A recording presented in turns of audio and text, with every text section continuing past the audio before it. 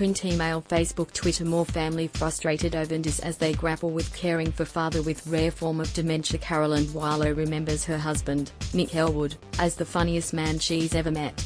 "The first time we met, we laughed for hours, and we pretty much haven't stopped," she said. "So even now we laugh. You have to." Mr. Elwood was 51 years old when he was diagnosed with posterior cortical atrophy, a rare form of dementia, in 2011. Over the next 7 years the disease would take almost everything: his sight, the power of speech, even his ability to move. Ms. Boileau, a specialist nurse, now administers dozens of medications for her husband and manages every aspect of his care. "We feed Nick through a feeding tube in his stomach, called a peg. We wash him head to toe. We have to do his mouthwash every hour because he can't eat or drink," she said. "We have to brush his teeth, we have to shave him, we have to change his underwear. Because he is unable to cough, Mr. Elwood is often moments away from choking, so that not even a specialist home could provide the level of care he needs." Ms. Boileau said her family is on constant alert, and she survives on very little sleep.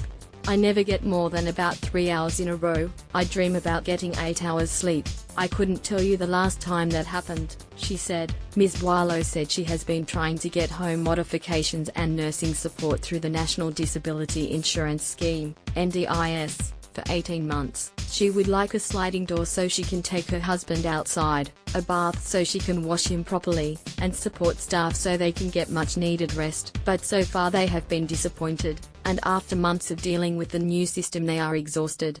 "Some days I can't even have a conversation with people because I'm just so frustrated and I'm just so tired," she said. "I'm sick of hearing this is going to happen, that is going to happen, and it doesn't happen.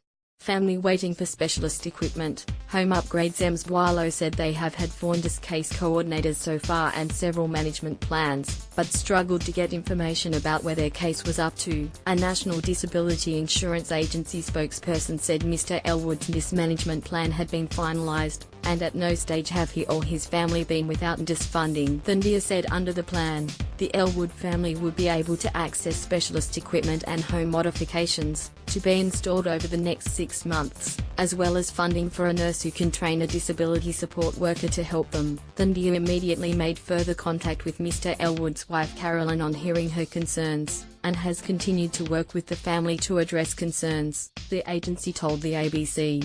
The agency said the size and scale of the NDIS means rolling out the system would not be without challenges. The burden of caring for Mr. Elwood has also fallen to his oldest son, 19-year-old Max Elwood, who has spent his teenage years helping to care for his father. Despite rarely being able to make it to school, the teenager graduated last year, and was accepted into university. Even now, he misses more than half of his classes, because he is helping care for his father. "Year 12 was probably the toughest year of my life. I just really struggled getting there every single day," he said. Max Elwood said his father is his best friend, and described the loss he feels watching him gradually lose his cognitive abilities. "He could say something and then I'll never hear that again," he said. "I think about when was the last time he said my name. I think it would be well over 6 months. Just stuff like that I took for granted. It's really hard not to hear that anymore." Print, email, Facebook.